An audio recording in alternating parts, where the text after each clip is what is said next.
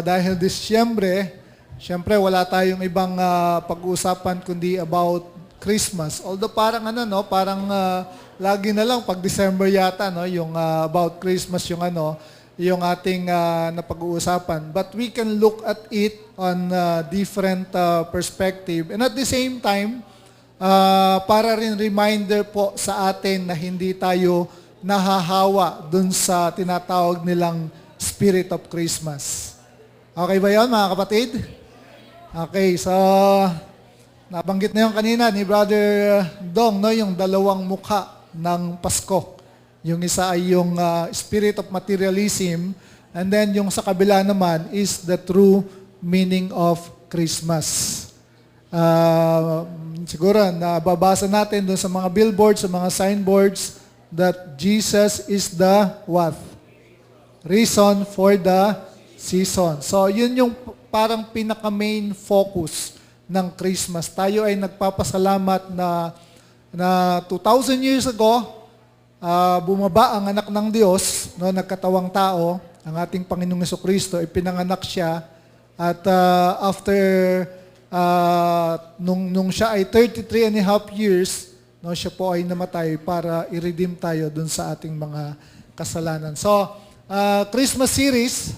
So, tingnan po natin yung ating scripture. Let's go back dun sa first Christmas story in Luke chapter 2, verse 1 hanggang 20. Okay. Verse 1, pwede pong sabay-sabay nating basahin. Ready? Go.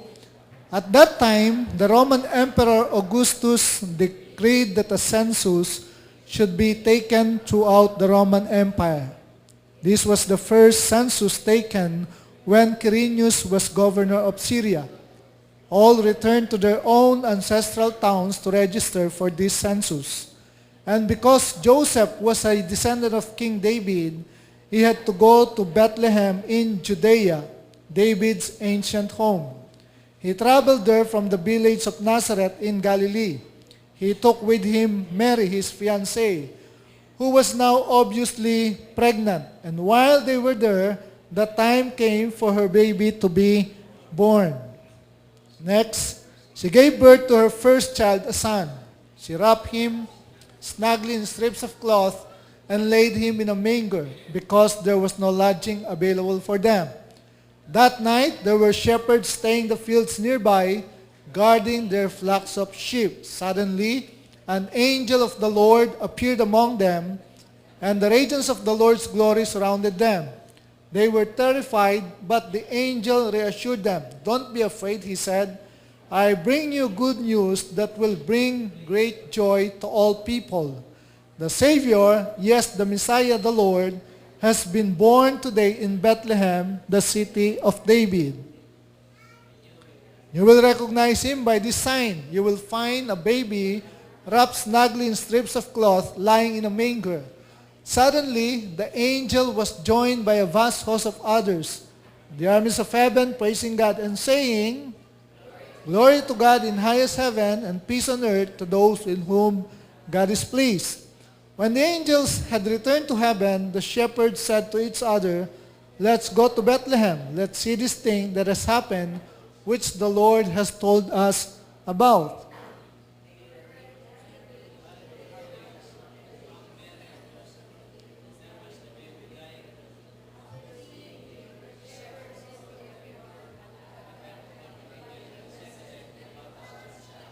All who heard the shepherd's story were astonished, but Mary kept all these things in her heart and thought about them often. The shepherds went back to their flocks, glorifying and praising God for all they had heard and seen. It was just as the angel had told them. Ano yung napansin ninyo dun sa first Christmas story, the way it was celebrated, the way it was announced, at ano yung parang mapapansin ninyo na kaibahan niya dun sa pagdiriwang natin ng Pasko dun sa ating panahon? Ano?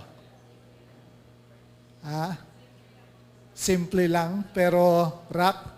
Okay, simple lang pero rock, And syempre pa, talagang yung atmosphere talagang dun sa mga shepherd to whom the good news was announced, talaga namang naka-experience sila ng great joy.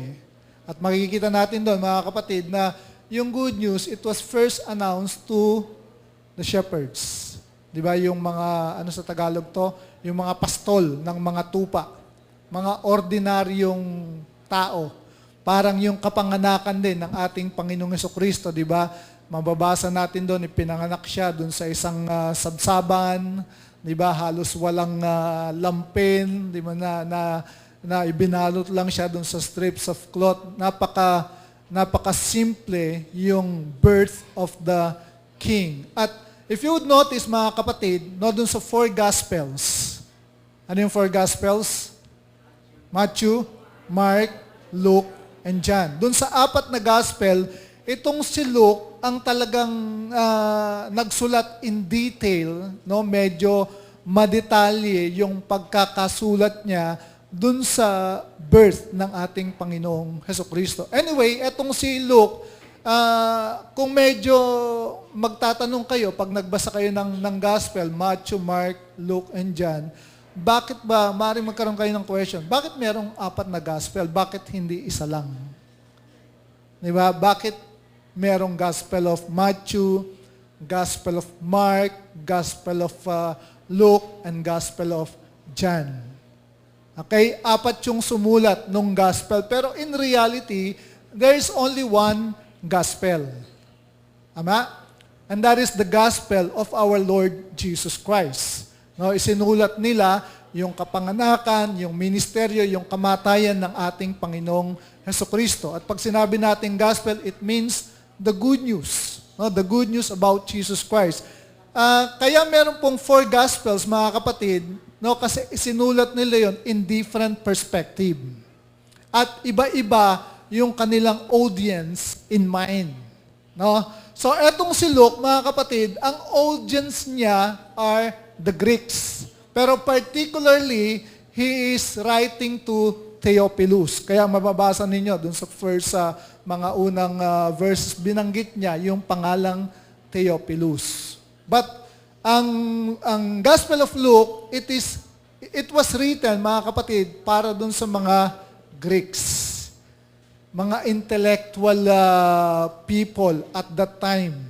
Okay? Ang Matthew naman, at dun nga pala, mga kapatid, dun sa Luke, ang emphasis doon, ipinapakita ang ating Panginoong Hesukristo bilang Son of Man. Kasi meron ding mga emphasis yan no, bawat gospel. Ang book of Matthew, it was written for the Jewish people or the Jewish audience. Kaya ano napansin niyo dun sa Matthew, yung mga unang chapter niya, ano yung napansin niyo doon, pag binasa yung book of Matthew? Genealogy. Kasi ipinapakita doon, kailangan kasing i-prove nitong si Matthew na yung lineage o yung pinanggalingan nitong si Jesus ay kay David. No? Kaya dito sa Matthew, ang emphasis, parang pinapakita doon si Jesus as the king. No? Bilang hari. Kaya nandyan yung genealogy. At madalas makikita natin dyan yung sinasabi na yung scripture was fulfilled. Ang Mark naman medyo fast-pacing. Okay? Fast-pacing yan. Ipinapakita naman dyan si Jesus bilang servant. No? At ang audience naman ni Mark in mind are the Romans. Okay, makikita niyo yung difference. Pagdating sa John, mga kapatid, iba naman. Hindi naman parang isinulat ni John no, yung birth of Christ. Walang binanggit doon. John chapter 1, parang pinuprove naman doon yung pagiging Son of God. Yung deity or divinity of Christ. So ang main emphasis naman ni John, mga kapatid, ay yung si Jesus bilang Son of God. So kaya meron pong 4 Gospels. Okay, input lang po. Baka kasi meron magtanong, bakit merong 4 na gospel? Bakit hindi lang isa at doon ay parang kinondense na lang? Kasi nagsulat sila with different audience in mind. Okay? So babalikan ko ito mga kapatid. So etong si Luke lang, no? Etong si Lucas lang ang nagsulat in detail. Kasi etong binasa natin sa Luke chapter 2, hindi natin ito mababasa dun sa ibang mga Gospels. Kaya madetalye. Pinapakita lang niya, no, dahil ang audience niya are the Greeks, mga intellectual people, pinapakita lang niya yung facts o yung historicity nung ating Panginoong Hesukristo. So parang sinasabi niya na kasi ang mga Greeks, hindi sila naniniwala dun sa mga fables. Hindi sila naniniwala dun sa mga myth. So to prove, no, yung faith, yung pananampalataya sa ating Panginoong Hesukristo, kinakailangan, no, i-present nitong si Luke yung pagiging real ng ating Panginoong Jesus. Amen po? Andiyan pa kayo? Okay. So, again, input lang. At ang ating pag-uusapan, of course, sa umagang ito is, the responsibilities of those who heard the good news. So, we will be focusing on verse 8 hanggang verse 20. Sino yung mga unang nakarinig ng good news? The shepherds. Okay? So, sila yung unang nakarinig at ano naman yung parang kaugnayan. Paano natin ito maire-relate sa ating panahon, sa ating buhay bilang mga nakapakinig din ng good news about Jesus Christ. Meron ba tayong responsibility? O wala? Basta napakinggan lang natin ay okay na. No? So, ang pagkarinig natin, no, ng good news, hearing the good news is both a privilege and a responsibility. Sino sa inyo gusto ng privilege? Siyempre, lahat tayo gusto natin ng pribilehiyo. Diba? Kapag nag-member ka sa ganito, meron kang privilege. Diba? Kapag umanib ka dun sa ganitong organization, ang tinatanong natin kagad, what are the privileges? And after nabanggitin sa atin yung mga privilege, doon na tayo humihinto. Di ba? So we want privilege, but how many of you wants responsibility? Okay, kasi parang magkasama yan, no? Kasama ng privilege, meron din siyang kasamang responsibility. So, mga kapatid, hearing the good news, first and foremost, meron niyang pribilehiyo. At sa atin, na mga lahat ba tayo ay naintindihan, alam kung ano yung mga pribilehiyo na tinanggap natin when we receive, no, nung marinig natin yung good news about Jesus Christ. So ano yung privilege? Let's just look at it. Privilege, mga kapatid, pribilehiyo dahil no, upon hearing the good news, ito daw po ay nagdadala ng malaking kagalakan. It brings great joy. Bakit great joy? Kasi ito yung greatest news.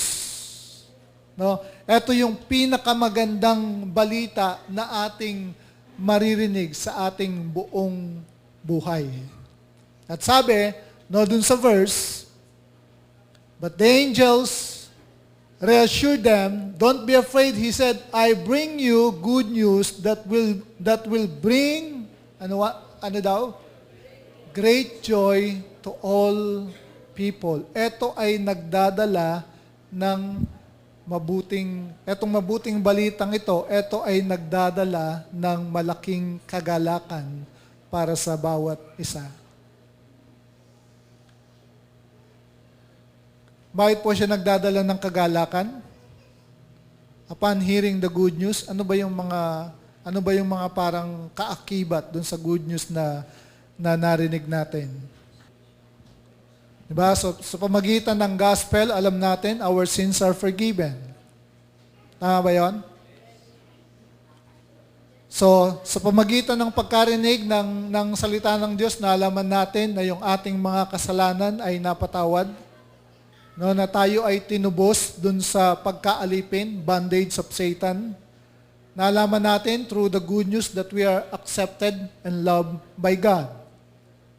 So yun yung mga nalaman natin at naiintindihan natin upon hearing the good news. Kaya siya nagdadala, no, nagbibigay siya ng malaking kagalakan. Isang malaking kagalakan ang hatid sa atin nung malaman natin, maintindihan natin na yung ating mga kasalanan ay pinatawad na tayo ay tinanggap ng Panginoon. Amen ba yun? So we are loved by God, made righteous by God, at nalaman din natin through the good news that we are overcomers. Tayo ay mga higit pa sa mapagtagumpay. Kaya nga siya po ay nagdadala ng great joy. Amen ba yun? Gising pa kayo? Natuwa ba kayo na nakarating sa inyo ang mabuting balita? Diba? So, yan yung isa dun sa privilege. No? Kasi nalaman natin yung mga pangakong yun ng ating Diyos, ng ating Panginoon upon hearing the good news of Jesus Christ. Pangalawa, it's a privilege kasi it brings salvation. No? Ang sabi niya dun sa verse 11, the Savior, yes, the Messiah, the Lord, has been born today in Bethlehem, the city of David. Diba? So we receive salvation. Doon natin naintindihan because of the good news na si Jesus pala, no, namatay siya, nabuhay siya at namatay para sa atin, para tubusin tayo dun sa ating mga kasalanan, to give us eternal life. To give us salvation, yung total package of salvation. No, yung healing, deliverance, diba? So yung buong package ng salvation na yun, na-receive natin. So yun po yung mga privilege. Isang malaking pribilehiyo para sa atin. Nagdadala siya ng kagalakan at siya ay nagdadala ng kaligtasan. Ephesians chapter 2 verse 8 and 9, ano yung sinasabi doon? By grace, you have been saved through faith, not of your works. So that no anyone, not any man, sabi niya, will boast. No? So yun yung great salvation na na-receive natin upon hearing the good news of our Lord Jesus Christ. So nagdadala siya ng kaligtasan. Upon hearing the good news, mga kapatid, yun ay nagdadala ng pananampalataya. Di ba? Faith comes, sabi ng Romans 10:17, faith comes by hearing and hearing. Nakasunod? The Word of God. Diba? So nagkakaroon tayo ng pananampalataya. And because of that, no, tinatanggap natin yung kaligtasan na kaloob sa atin ng Panginoon. So it's a privilege. No, so hindi na natin parang kailangang pag-usapan pa ng matagal itong privilege na to. Kasi lahat naman tayo, ito yung ating unang-unang inaalam. No? So let's go dun sa ating responsibility. So ano yung ating responsibility, no, bilang mga nakapakinig ng mabuting balita ng kaligtasan ng ating Panginoon? Responsibility because ano raw? We need to discover and know the truthfulness of the news. So, hindi lang tayo parang basta tanggap ng tanggap, di ba? Dinidiscover din natin at inaalam natin yung katotohanan patungkol dun sa balitang yon. So, etong mga shepherds na to, after hearing the angel, after yung good news was preached to them or was proclaimed to them, ito yung kanilang ginawa. Verse 15 and 16, sabay-sabay nga po nating basahin. When the angels had returned to heaven, the shepherds said to each other, let's go to Bethlehem. Let's see this thing that has happened, which the Lord has told us about. They hurried to the village and found Mary and Joseph, and there was the baby lying in the manger. So they parang discover it for themselves. Diniscover nila. Okay? So ganun din sa atin upon hearing. Kasi 'di ba ang daming religion ngayon? Ang daming mga sekta na nagsasabi na kapag umanib ka sa amin, ikaw ay maliligtas. Hindi. Kapag sa amin ka umanib, 'di ba? Dito ka maliligtas. Hindi, yung relihiyon lang talaga namin ang makapagbibigay sa inyo ng kaligtasan. Kaya minsan ang nangyayari dun sa mga tao, nako-confuse. So dun sa hindi nakakaalam ng gospel, no, hindi binabasa ang scripture, hindi inaalam ang katotohanan, nako-confuse. Kaya nga merong mga taong nagtatanong sabi nila, aling relihiyon ba talaga ang totoo? Alin ang fake? Di ba? Meron pang mga religion na sinasabi ng kanilang leader na siya yung Son of God. Narinig na ninyo yun? Di ba? At meron ding isang daan, di ba? Isang daan na sinasabi naman niya na siya lang din yung tama. Di ba? So tayo, mga kapatid, upon hearing the good news or the gospel, kinakailangan na i-discover din natin, malaman din natin yung truthfulness ng gospel na yon. Let's be like the Bereans. Dun sa Acts chapter 17, wala dyan Acts 17 verse 10 and 11.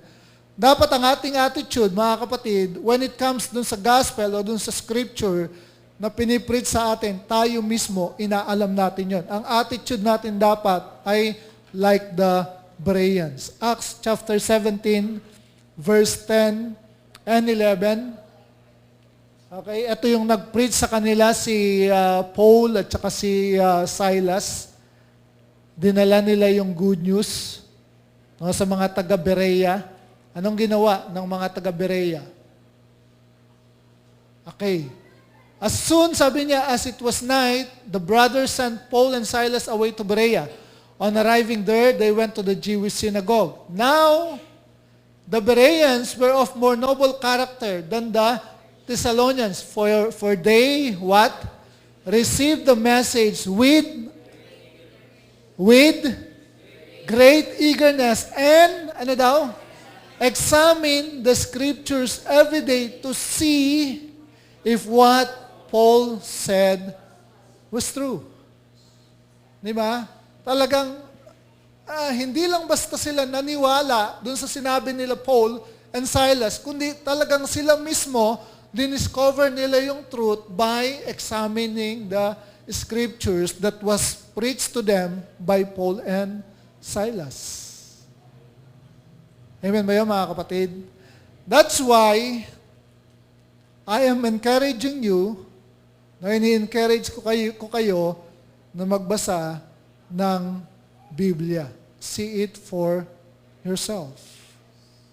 Kasi, how can we know na yung Word of God ay powerful, di ba, kung hindi natin ito nababasa at kung hindi natin ito alam? Sabi natin, yung Word of God, meron siyang power to transform lives para baguhin yung ating mga buhay. Pero what if, mga kapatid, kung hindi natin binabasa ang ating mga Biblia? Sa panahon nga natin, ngayon, kung meron kang smartphone, Android phone, di ba, meron mga applications, mga Bible applications, no need. Hindi mo na kinakailangang araw-araw na magbitbit nito.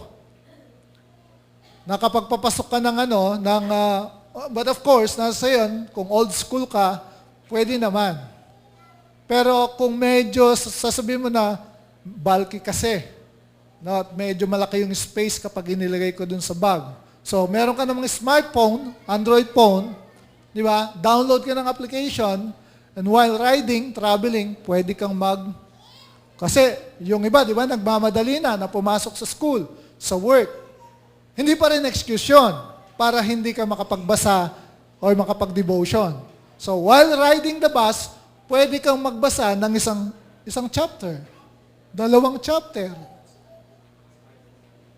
Tama ba yun? Lalo na sa panahon natin ngayon, if you're traveling to EDSA, napaka-traffic dyan. Diba? So you have a lot of time to really magbasa. Amen? So discover. Huwag ka lang basta, kasi yung ibang mga Kristiyano, napapansin ko sa kanila, masyadong subjective. No, yung kanilang faith, yung kanilang pananampalataya, ibinabase nila dun sa feelings at saka dun sa emotions. Mga kapatid, again, gusto ko kayong i-encourage na dapat ang faith ninyo naka-base solely on the Word of God. Tama? Huwag dun sa parang sinabi lang na, merong andito si Jesus, di ba? Yung mga nagpupunta rito, nagtutumbahan, di ba? Nagkakaroon ng deliverance, nagkakaroon ng suka-suka dahil lumalabas yung mga demonyo, etc., etc. Wag doon.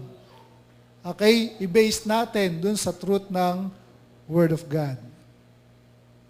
That is our supreme authority, yung Word of God. Anong sabi ni Jesus? John 8:32. John 8:32. Anong sabi ni Jesus? Anong sabi ni Jesus sa John 8:32? Ayan.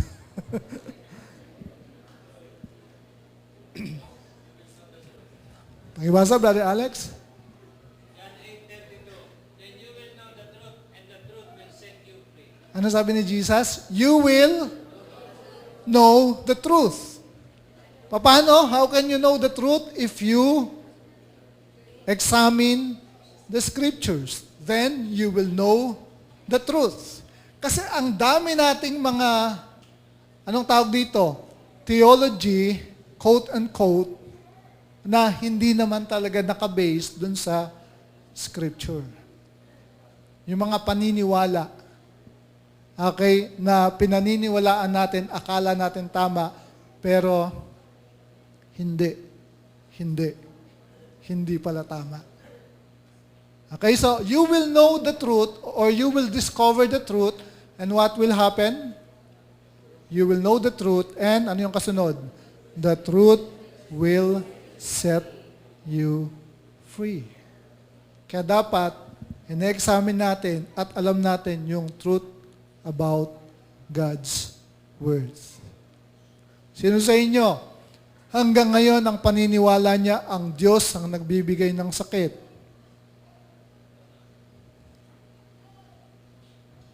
Sino sa inyo ang naniniwala hanggang ngayon na ang Christian pwedeng maposes ng demonyo?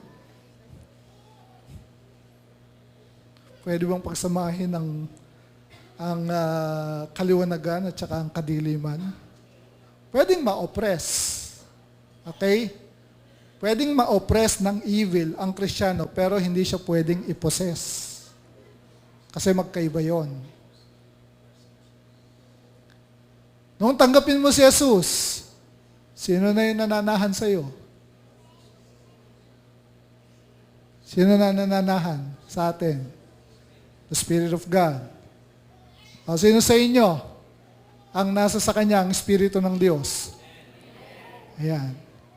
Pwede bang magsama ang Espiritu ng Diyos, ang Espiritu ng kaliwanagan, at saka ang Espiritu ng kadiliman sa loob mo?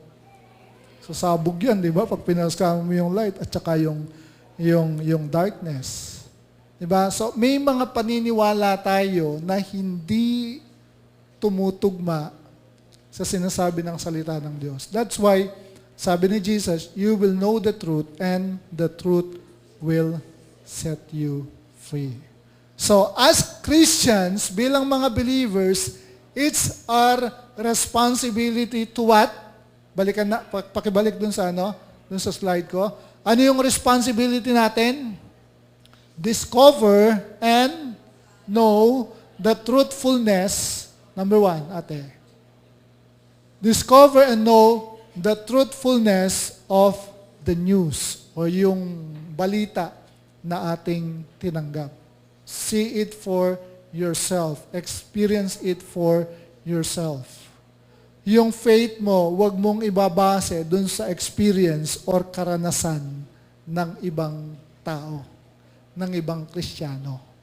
Okay? Ang pagbasihan mo, yung salita ng Diyos. That is our final authority. So, yun yung ating unang responsibility. Pangalawa, mga kapatid, is, pakibasa nga po natin. Ginagawa ba natin to? So, narinig natin yung good news about Jesus Christ.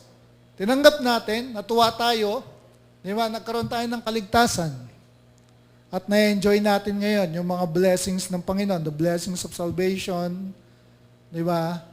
Na-enjoy natin yung iba pang mga benefit ng salita ng Diyos, no, na ipinangaral sa atin.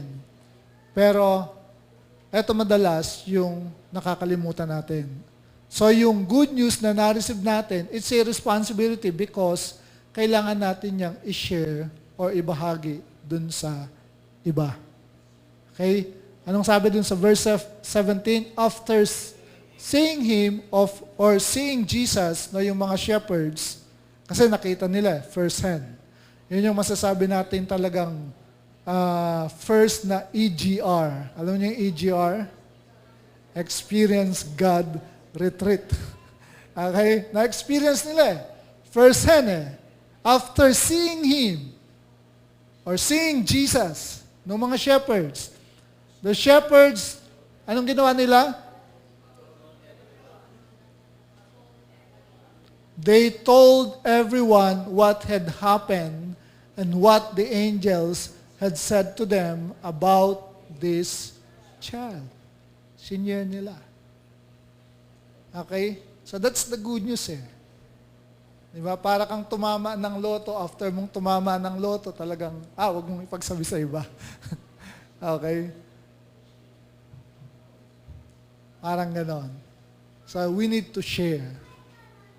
Sa panahon natin ngayon, mga kapatid, parang hinahanap natin dun sa gospel ay parang convenience na lang, 'di ba? Yung pagiging kontento, pagiging kampante, 'di ba? So nawawala na yung parang pinaka-essence ng ating responsibility na kaya tayo tinawag, kaya tayo naging partakers nung salvation. Ang isa dun sa responsibilidad natin is to share it to others. Malinaw naman po yun sa bawat isa sa atin, di ba? So hindi lang yung uma-attend ako dito sa church na to kasi conveniente ako eh. Parang convenience sake. Nagtataka kang, ang isang ang parang naobserbahan ko ngayon, no, doon sa panahon ng church ngayon, parang kaibang-kaiba doon sa parang 1980s na church. Ang hanap ngayon ng mga Kristiyano, kadalasan is, parang yung pagiging conveniente. Kailangan ng church na atinan ko ay aircon, di ba? So, nandyan na lahat. Di ba? Kaya nakikita ko na parang effective ang victory dahil parang one-stop shop di ba? Parang pagpunta mo ron, after mong how many hours? 2 hours. Di ba? After mo doon, pwede ka nang di ba? Pwede ka nang ikot doon sa pwede ka nang mag-shopping, mag-grocery, parang one-stop shop. Di ba? So, wag lang yun. Maganda yun, okay yun, wala akong problema doon sa ganon, mga kapatid. Pero the point is this, wag yung pagiging convenient lang yung hinahanap natin. Ang hanapin natin is the will of God. Kung saan ka parang pinlant ng church, kung saan ka mag-grow, di ba? Kung saan ka ginagamit ng Panginoon, you stay there. Hindi yung parang katoliko lang na, church ako. After ko mag-church, okay na. Nabawasan na kasalanan ko. Hindi ganon. Di ba? Hindi ganon, mga kapatid. So, going back dun sa basic, isa yan dun sa responsibility natin, yung i-share. Di ba? Dun sa iba. Okay? Lalong-lalo dun sa mga kabataan, I praise God dun sa mga mega churches. Mga mega churches, that means VCF, CCF, GCF, and other mga mega churches. Kasi pag sinabi mong mega church, nagre-range na yung kanilang population dun sa by the thousands. No, so considered mga mega churches na sila. Pero warning lang dun sa mga kabataan, kasi ang nakikita ko dun sa ibang mga kabataan, sinishare naman nila yung good news eh. Diba? Sinishare nila yun dun sa iba. Kaya lang, sasabihin nila, sama ka sa akin, attend tayo ng Victory, or attend tayo ng GCF, or attend tayo ng CCF. Why not bring them to your local church? Tama ba yun? Kasi in the first place, kung saan yung local church mo, dun ka naman talaga nag-start, dun ka lumago, at dun ka parang nahinog. Di ba? So, instead of parang, kasi parang ang mangyayari nun, tinuturuan mo yung bagong Kristiyano na ang hahanapin lang niya ay yung parang pagiging konbinyente. Kapag dinala mo yan dun sa isang church na hindi aircon or hindi one-stop shop, di ba? Ay, ayoko na dyan. Di ba? So, nawawala yung pinaka-essence ng pananampalataya. Kaya mangyayari nun, konting problema lang, bagsak agad. Okay? Amen ba yun? Okay. So, yes, you can parang benchmark, di ba? Lalo na kung kayo yung mga kabataan, mga leader din kayo dun sa inyong church. Hanap kayo ng mga ideas, di ba? Dun sa ibang mga churches kung ano yung ginagawa nila for the purpose of parang sasabihin ninyo na we can adopt it. Di ba? Pwede nating i-adopt to dun sa ating church para mas marami pa tayong mga maakay na mga kabataan or mga men's, yung ating men's fellowship or women's fellowship, etc., etc. Amen.